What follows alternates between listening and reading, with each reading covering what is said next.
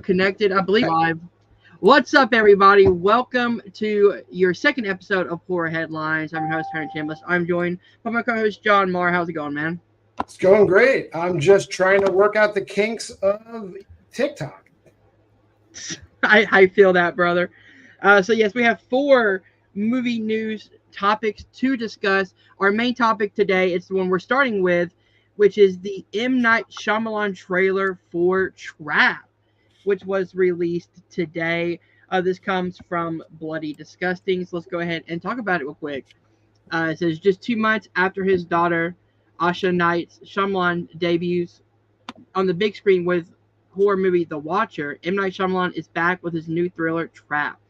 M. Night Shyamalan's new thriller for Warner Brothers, the 16th movie in his Oscar-nominated career thus far, is headed to movie theaters nationwide on August 9th, 2024.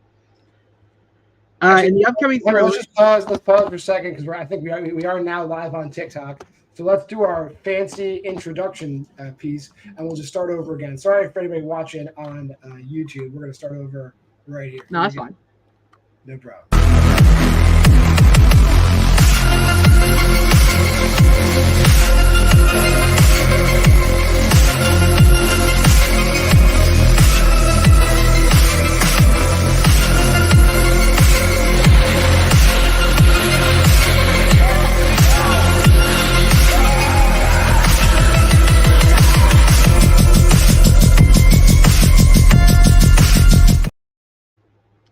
What's up, everybody on TikTok? I am John Marr from Why We Love Horror. That's Hunter Chambliss from the Nerd Entertainment Network. Also, welcome to Primetime. This is the first episode of Horror Headlines. We've already been live on YouTube for a little bit. We already started talking about the first topic. I interrupted Hunter so rudely. Hunter, I apologize to the people on Welcome to Primetime, but we are talking right now about M. Night Shyamalan's new movie. The trailer for Trap dropped today. Hunter, read the article for the people so we know exactly what we're talking about. Feel free to interact live with us on TikTok. And let's have a great time. Tell us more about Trap. So, yes, from BloodyDisgusting.com, this says Trap, an official trailer preview, a wild new horror experience from M. Night Shyamalan. Just 2 months after his daughter, Asha Knight Shyamalan, debuts on the big screen with her horror movie, The Watchers, M. Night Shyamalan is back with his new horror thriller, Trap. M. Night Shyamalan's new thriller for Warner Brothers, the 16th movie in his Oscar-nominated career thus far, is headed to movie theaters nationwide on August 9th, 2024. In the upcoming thriller starring Josh Hartnett, a father and his teen daughter attend a pop concert where they realize they are at the center of a dark and sinister event. As the official trailer for Trap reveals, the pop concert is actually an elaborate trap designed to catch the butcher, a sadistic serial killer who's been evading authorities. Hartnett had recently described the mysterious film as very bizarre and very dark. According to IMDb, the cast of Trap also includes Haley Mills, Marley McFall, Vanessa Sipes, Samlaka Shyamalan, Scott Ian McDowell, Christy Woods, and Kylie Lower. All right, so from the trailer, I really like this trailer. There was a lot we can talk about. Especially, let's get to the big reveal of Josh Hartnett's character is actually the butcher. And yeah, the thing I was saying was that, like, usually, we know M. Night Shyamalan. We've known him for decades now, for over 2 decades. His movies, like, we know he's known for doing twists. So they reveal in the trailer that the butcher, the person that they're trying to catch, is Josh Hartnett's character, the dad. Mm-hmm. So he's there with his daughter at this pop concert, which was all this elaborate trick to get in there, which leads me to believe that they must know that he is a man with a daughter who would go to a concert. Ooh. So there's got to be a very narrow group of people. Obviously, it's not any of the teeny boppers at that concert, and it's not any of the moms. That would be funny. It's got to be one of the dads at the concert. So, and then we get a few clips of, like, the suspense of, he's the bad guy. They're closing in. You see the cops, like, pulling away, like, men of serial killer age. So I'm interested, since that is the twist to the plot in general, I'm interested in, like, what is the twist? Exactly. So the whole idea of, like, the main character is the twist. I think that's kind of what they expected audiences to believe, is that Josh Hartnett's character, the big twist was going to be that he is the killer. So to get it already out there in the trailer gets me more excited because now I don't know what to expect going into this movie. But I've got a lot of different ideas. Like, was the daughter in on it? Or like not that she's an accomplice to the killer, but is she working with the police to get her dad there? Or like what is the twist he's going for here? Maybe there is no twist. Maybe this is just a straight up Shyamalan twist free movie where it's just a very closed in in one space horror movie. And if that's the idea, awesome. Just give me a good movie. It seems through the trailer, and hopefully everyone who's watching has seen the trailer already, like he, by virtue of his actions, by virtue of the fact that he is asking questions and he is skulking around the arena, he's drawing suspicion to himself. So obviously the whole suspense of the movie is like, is this guy going to give himself away and how? Or is he really clever enough to elude police is really what it's going to be. And obviously in a gigantic venue, like there's lots of lives at stake. Like he could take hostages. He could, and of course there's the X factor of like, he is there as a father taking his daughter to a concert. So it's there's a lot of balls in the air here. It's a lot of interesting concepts. I mean, I don't know if you were a fan of Old. I know there's lots of fans of Old out there. I was not a fan of Old personally. I thought it was okay. It wasn't as bad as people said it was. Not so. The plot is great. Well, obviously it was adapted material, so like it was hard for him to mess that up. It was more the casting and just the dialogue as usual, which I think M. Night Shyamalan suffers a lot with dialogue. But this movie, it seems like writes itself, so I don't really feel like this is harder to mess up. Would you say? Yeah, I wouldn't say it's hard to mess up because it's actually when you're stuck in one location, the writing has to be kind of on point because you don't have a lot of movement, you don't have a lot of great scenery, you don't have a lot of other stuff that can kind of block the audience's attention away from the dialogue being not that good. For example, Knock at the Cabin, I really enjoyed. The dialogue didn't bother me. I thought the whole atmosphere behind it and Dave Bautista's performance and everything was really, really good. But that's another movie that takes place in one location based on a book. So you can't really mess up the dialogue when it's based on a book, because you can kind of take lines from the book and kind of adapt it in your personal ways. But I like the idea of like center, like one location horror films that way, that kind of rely on the actors to give you a great performance, because if not, then it kind of goes out the window. Yeah, I think I had forgotten that Knock at the Cabin came after Old, and actually a lot of those dialogue problems that Shyamalan had in Old don't really exist in Knock at the Cabin. I do think when you cast good people, like when you have Dave Bautista, who's just killing it all over the place, working with that dialogue and bringing his ability to emote and act into a character, I really think it kind of you don't see the weaknesses of Shyamalan's writing. Whereas in Old, he had a lot of characters where like English was not their first language, clearly, and like their dialect coaches, whoever the dialect coaches on Old were, need to be like tortured. Like, they were not trying to have people understandable in that movie. Whereas Knock at the Cabin, they did. So, and I know with Josh Hartnett in this movie, I don't think we're going to have those issues with this Shyamalan outing. Yeah, I definitely agree. It seems like he is at a point where he just wants to do original takes on horror movies. And if that's the case, then I'm all for it. The great thing about Shyamalan is that, love him or hate him, and some of his work I do hate, they're all unique in a certain way. Like, you can't really say that one Shyamalan movie is exactly like any other Shyamalan movie. I would agree. And if you're just joining us here on TikTok, this is Horror Headlines. My name is John Marr from Why We Love Horror. That's Hunter Chambliss from Welcome to Primetime on the Nerd Entertainment Network. We're just talking about The trailer for Trap, M. Night Shyamalan's movie, just dropped. We're just discussing it. If you have any comments on M. Night Shyamalan or Trap or anything else in that nature, drop it in the comments. We'd be happy to talk about it with you live here on TikTok. And we're also live at Welcome to Primetime on YouTube at the same time. Yes, we are. You talk about Trap, or want to move on to the next thing? There is one thing on Trap I want to bring up, is that what do you think the ultimate twist will be for the story, if there is one?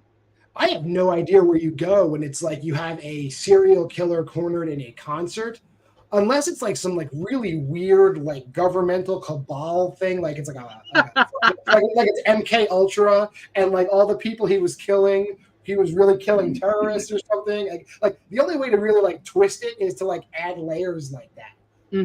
Brave Reviews are saying he's also intrigued with Trap. Curious where we're going, and like if you drop your theories in the chat, guys. I'm not sure what the twist is. Please. It's like seeing the trailer, we know Josh Hartnett is the serial killer that the police are after. Where does the twist go? Is he not really a serial killer? Like, was he like? Yeah, is he? Is it like MK Ultra? Like, what is M. Night Shyamalan going to do? Like, but knowing him, we're not going to guess it. We're not going to guess it unless somebody says we're not going to guess it. The only thing I can think of, and this might be dumb, but the whole idea of like we think that Josh Hartnett's character is the butcher, but he's actually like maybe working for the cops who's tracking down the butcher. That's like a common twist we see. Like if he's acting like he's the, but we see the scene in the trailer in the bathroom. He pulls up the webcam in his house with the person in the basement being tortured. But we don't know if it's his house though. It could be. Like he's tapped into it, and so he's like a private investigator who's also on the tail of the killer. There you go. And he's going to draw attention to himself. That I would see, and like then he winds up by asking questions and drawing attention to himself. He winds up getting arrested as the butcher, and the butcher goes free. Now that's a twist. That. Hopefully we didn't guess it. Hopefully we didn't spoil it. We do not know what's going to go on in this movie. We do not know. Yeah, and Greg Review said, like, it's a twist that's got to be deep because we see a real twist in the trailer. So it's got to be something. I imagine we can't even speculate. I don't think we can even speculate. No, and that's kind of the great thing about Shyamalan movies is that you go into it expecting a twist, but you're not sure what the twist is. And most of the time he delivers, but then there are some times where he doesn't deliver. Yeah. What's our next topic? All right, again from BloodyDisgusting.com, Terrifier 3, a film that I am so looking forward to, filming has wrapped on Damien Leone's Christmas slasher sequel. The return of Art the Clown is getting closer and closer. Bloody Disgusting can announce this morning that filming has officially wrapped on Damien Leone's upcoming Terrifier 3. Cineverse and Bloody Disgusting are reteaming with Iconic Events, releasing as the theatrical distribution partners for Terrifier 3, coming to theaters nationwide later this year. In the sequel to the smash hit Terrifier 2, Art the Clown is set to unleash chaos on the unsuspecting residents of Miles County as they peacefully drift off to sleep on Christmas Eve. Terrifier 3 was named by USA Today as one of the top 10 most anticipated horror films for 2024. Following its theatrical run, Cineverse plans to release the film across all platforms, including its Screambox horror streaming service. Terrifier has also bleeded into other areas, including podcasts and novelizations. You can grab the new Terrifier shirt at Spencer's. There you go. There's a plug. Terrifier 3 is written and directed by Leone. Returning cast include Lauren Lavera, David Howard Thornton, Samantha Scadafi, Elliot Forum, and AEW superstar La Champion, Chris Jericho. I cannot wait. I'm totally excited for Terrifier 3. Great reviews in the chat. Also excited for Terrifier 3. Alec Miller, our friend Sinister Alec Miller, is in the chat. He's psyched for Terrifier 3. If you're just joining us, I'm John Marr from Why We Love Horror. That's Hunter Chambliss from the Nerd Entertainment Network, and welcome to Primetime. This is Horror Headlines, and the second headline we're talking about tonight is the hype for Terrifier 3 is real. I know on my channel, it was one of my top 10 most anticipated movies of the year. I know we got that teaser trailer where it's implied he murders a child. That drew a lot of controversy towards the film, but we know what we're in for. If you watched All Hallows Eve, if you watch Terrifier, if you watch Terrifier 2, like this is it is an art form in and of itself. How Damien Leone is skirting the line of what is allowable by the Motion Picture Association of America. Like these movies are not NC-17 movies; they're edited down. He is playing with what is allowed through the censors. And I think that in Which and of is itself, so weird because those movies are so gross. Yeah, we just saw it with the first Omen as well. Like there is, when you toe that line of like how far can you push an R rating, like you create a whole different subgenre of horror.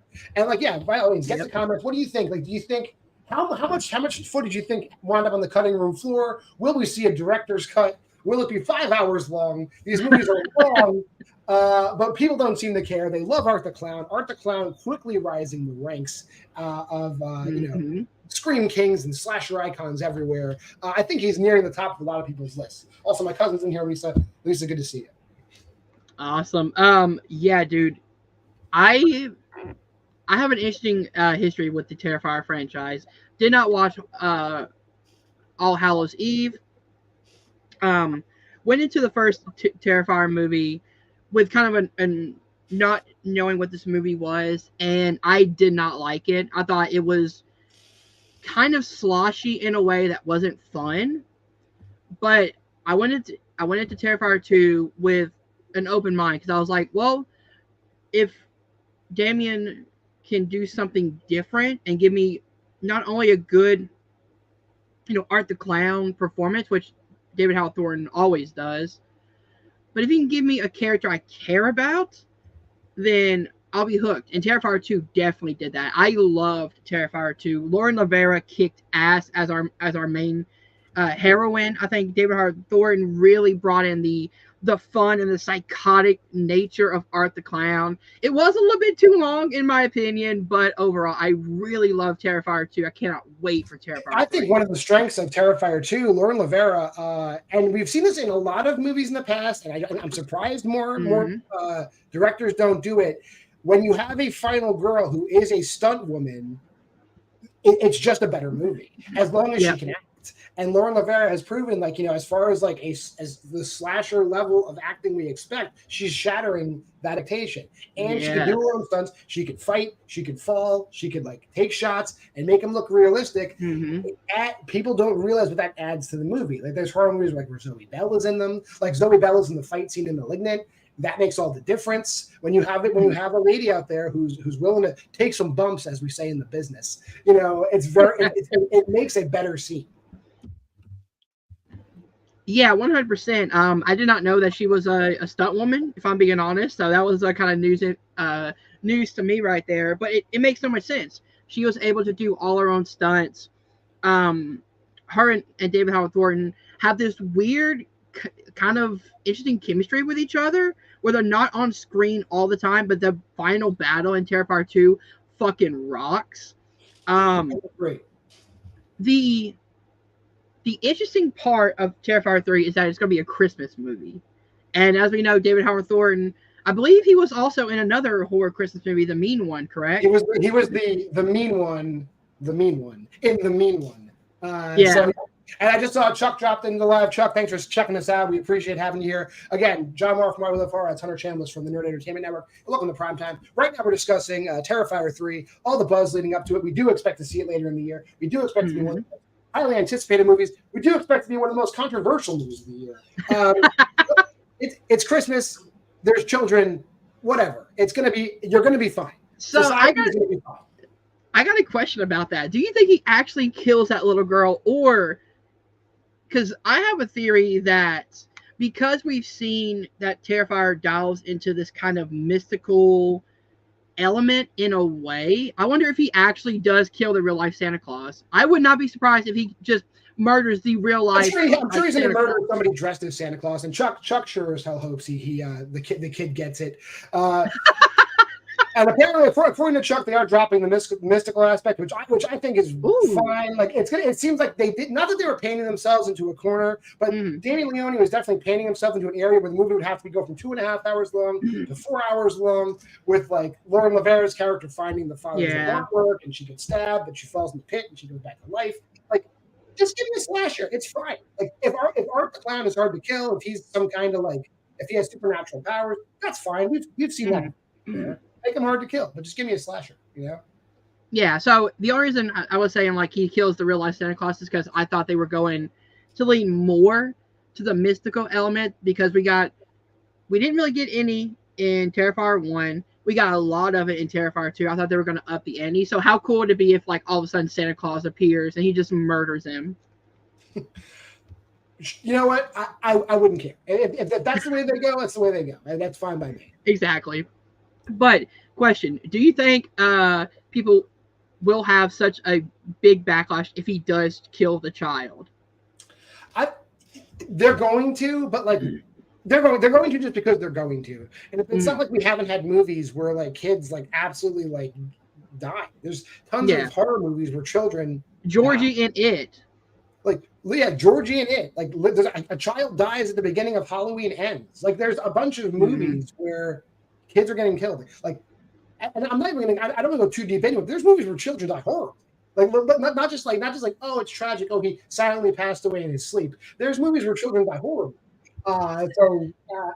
We're not breaking any new ground. And anybody that is going to be offended by anything that happens in Terrifier 3 is just they're just crisis actors at this point. Like, nobody really cares.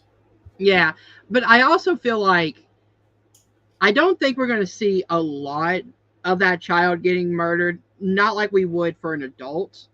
I cannot see a place where Damien Leone goes to the extremes like he does in the bedroom scene in Terrifier 2 with a child. Maybe he does. So. Honestly, if he does, it's really out of his hands because he's going to get feedback from the rating. Yeah, Chuck agrees with me. Yes, he will. They're going to get feedback from the rating bureau of what they need to cut to pass it through. So he will be as graphic as he can be if that is what he chooses to do with that child. And like I said, like think of the Blob. Like the Blob dissolves a child. Like, you know, in a Feast, the thing eats the child and pukes it back up. Like, we've had plenty of scenes with kids meeting untimely demises in movies. So, like, anybody who's offended is not a fan, or they're not knowledgeable. And Chuck agreed with me too. Like, he put in the first movie we had the girl getting sawn in half. In the second movie we had the bedroom scene. Where do you go from here but to brutalize a protected class? Like, where do you go? That is fair. I'm not against it. If I'm just saying this right now because again, I know it's fake. I know, I understand that Damien Leone. You're going to be fine. Yeah, I'm going to be fine with it. But I just know a lot of people are going to be up in arms if he really does go the distance. But you know what? If he does, great on him for having the balls to brutalize a child like that. Well, we're going to be moving on to our next topic in a second, but just joining us in the chat, I'm John Mara from Shyamalan from the Welcome to Primetime Nerd Entertainment Network, and we're just doing horror headlines this week. Hunter, what's the third headline we got from the people? What else are we talking about? All right, so a movie I am so looking forward to, Alien Romulus, the new Alien movie from Fede Alvarez. Trailer looks sick. I love Fede Alvarez. Let's go. Yes. It says that we built every creature. Alien Romulus goes heavy on old school practical effects. 4 months. We're just 4 months away from the return of the Alien franchise with a brand new movie, Alien Romulus, wherein director Fede Alvarez from Evil Dead and Don't Breathe will put his own personal stamp on the terrifying sci-fi saga. Disney presented some new footage at CinemaCon last night, though the footage unfortunately isn't available anywhere online. That being said, we do have some footage descriptions from various outlets that were in attendance at CinemaCon, and there's a common thread in many descriptions that we have been reading. As promised by Alvarez, Alien Romulus is a practical effects heavy affair. Collider's Stephen Weintraub tweeted, "For starters, the Alien Romulus scenes are brutal and scary and exactly what I wanted. The practical effects and sets look great." The hashtag shows Hunter Balding tweets, "Alien Romulus from the small amount of footage we saw looks like a return to Alien being horrifying. This is Evil Dead 2013 for the Alien series. Mean-spirited, gross, and shocking. People were covering their eyes." And Brendan Davis reacts. He said, footage shown face huggers, hugging faces, a violent chest emerging, and intense terror and tension. Violent and startling. That looks insane. I am so excited from what we've seen here. I would say if we look at the Alien franchise as a whole, we haven't really recaptured the suspense of Alien. Not saying we haven't had good movies, But you go from like the kind of like bottleneck suspense of Alien to like the sci-fi action of Aliens. Though you do get some of that bottleneck suspense towards the end when they're outnumbered again. Alien 3 was sort of a return to form, but people are critical of that movie. Then you get what, Alien Resurrection, which was okay. The Alien versus Predator thing was just like your typical crossover action sci-fi movie again. And then you had Prometheus and all that. And Alien Covenant felt like almost political dramas with aliens involved in it.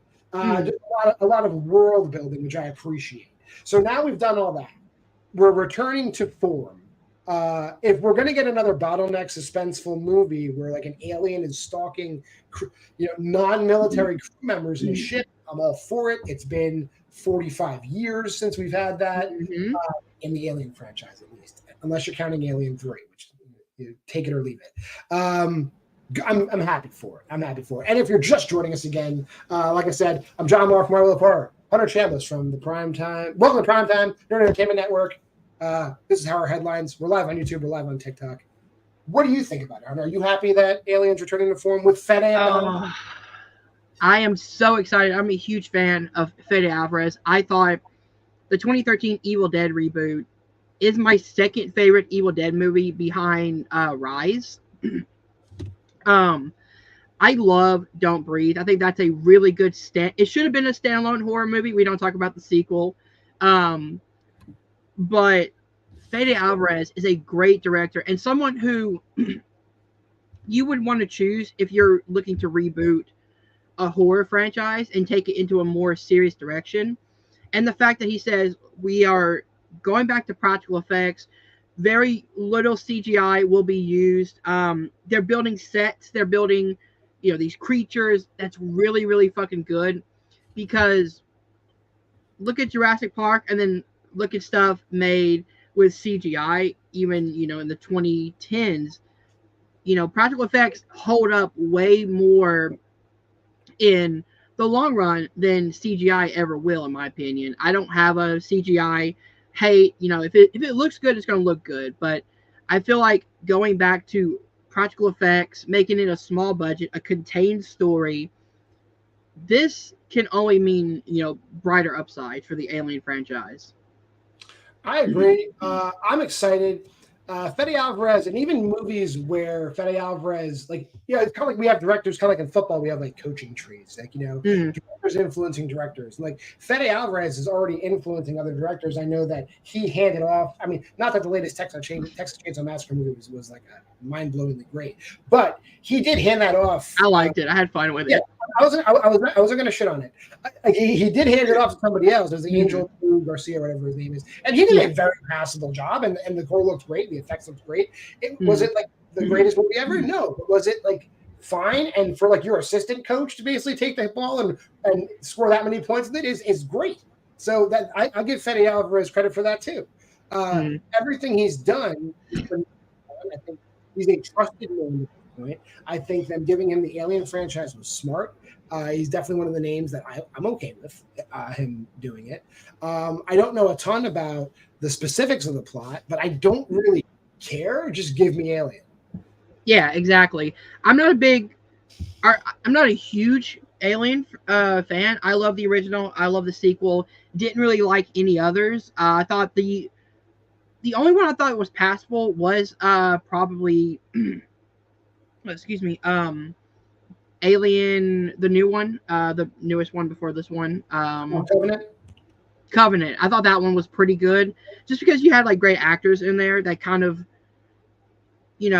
sewed a lot of stuff in the franchise. I'm glad they're getting away from the Prometheus kind of prequel series and are just going back to the Alien franchise. Because that stuff can get confusing, especially if you're not going to tie it into anything and you're just kind of making movies to make movies and just setting it in a prequel timeline. But yeah, I'm so excited for this movie.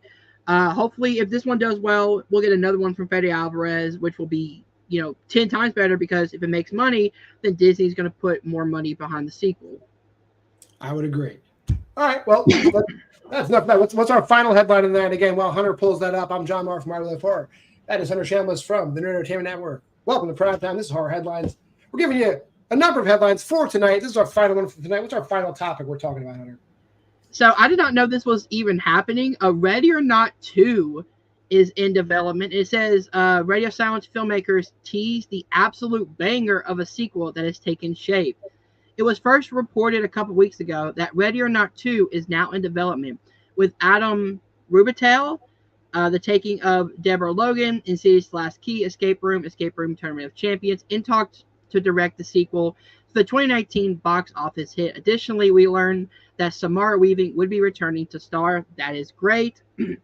Entertainment Weekly caught up with Ready or Not directors Tyler Gillette and Matt Bettinelli Open in the wake of those reports, and now we got an update straight from the source. It's getting figured out. That's what we'll say. Ready or Not 2 is getting figured out, Gillette tells EW, confirming last month's reports. What we can say is that there's a script that is an absolute fucking banger of a sequel, and however it gets made and in whatever capacity we are helping to get it made, we are so excited that is happening. Excuse me. I don't think we knew after making Ready or Not that there would be so much story left to tell, Gillette continues. We're so proud of what the first movie is. We're so proud of what the sequel is, and we are really excited and fingers crossed that it gets made, Oakland adds. And with Searchlight and Samara, they're not going to let us down.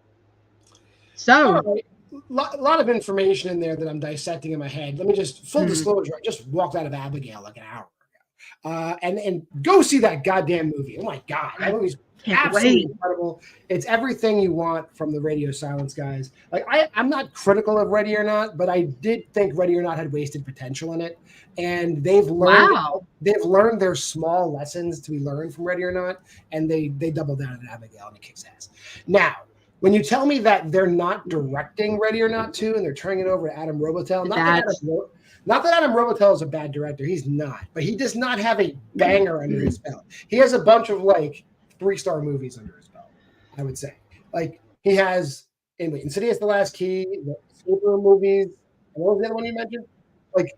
They're all fine. They're all the taking of Deborah Logan. Deborah Logan is the peak. And that was his first movie.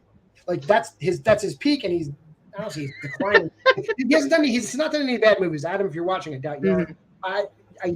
There's no way he's watching. I like you, but your movies they're just like popcorn. They're fun popcorn movies. Like, they're not Ready or Not. They're not Abigail. They're definitely not the last 2 Scream movies. Like, they're not at that level. So it gives me pause that the Radio Silence guys are just kind of handing this off and not wanting to direct it themselves. Why? Why wouldn't they? Like, I don't understand why they would just hand that off. Like, Ready or Not is crazy good. You have Samara Weaving back. I imagine the plot would just be the fact that, there are other people who are under the influence of LaBelle and have similar arrangements, and she's wise to it since she survived. Because, what a note to end on. The police are there. How are you explaining all these exploded bodies? I'm sure they're going to answer that question. Fucking in-laws. And then you kind of go from there, because you got to imagine if that really was the devil that the Domus family made a deal with. The devil's got a portfolio, right? So now, now Grace is going to go looking. And if that's the plot of the movie, I'm in. I'm in for that. I don't know how she infiltrates and has to be involved in another Ready or Not scenario, but I'm willing to have them tell me that story. Yeah, 100%. I was kind of taken aback, kind of like you, John, that Radio Silence decided to not direct the sequel. And then I saw the director. I thought the taking of Deborah Logan was okay. I didn't think it was really fantastic or a masterpiece or whatever. I did not like Insidious Last Key. I thought that movie was super boring. I've never seen the Escape Room films. I heard they're just kind of slocky fun. They're gimmicky. The gimmick. It's a killer escape room. It's hard to mess up. They're fun. But it does give me kind of a sigh of relief that, one, the Radio Silence guys are working as I'm guessing producers for this film, because they're seeing scripts. They're definitely producing it. It's their concept. Yeah. Yeah. And the idea that they saw the script and they're happy with the script enough to sign off for a sequel gets me excited, because if the people who created this concept are happy with it, then they know what we're looking for, and I'm a huge fan of Radio Silence, so I'm excited to go into Ready or Not 2 because I absolutely love the first one. Perfect mix of horror and comedy. And the first movie of Radio Silence, I saw that were like, these guys can do a Scream movie, and they did 5 and 6 fantastically. So I've been fans of Radio Silence ever since their VHS short because that was incredible as well. 10/30/98 is fantastic.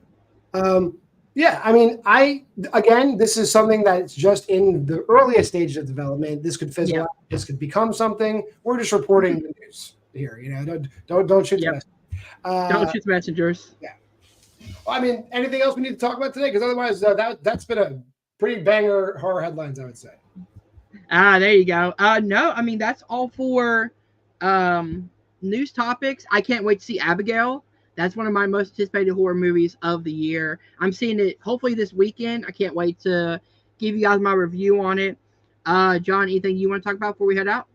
Not much. I just want anybody who joined us or anybody who's watching right now, just remember I'm John Marr from Marvel Horror. That's Hunter Chambliss from Welcome to Primetime and the Nerd Entertainment Network. I think next week we will be able to have better production. We'll be able to get the news articles on screen for you. We're working the kinks out. We're new. Hunter might be young and I might be old, but we're new to this. All right. So thank you for joining. Thank you for commenting. If you're watching on YouTube, thanks for watching. If you're watching on the Facebook group, thank you for watching there. If you're watching on X, thank you for watching there because I shared it all over the goddamn place. You shared it on Facebook too. I even saw that. Yeah, we're on every streaming platform. We'll be there every week. The viewership will grow, I promise. Until then, we appreciate you being there, and we'll see you next time. Stay scared, guys. We'll end this.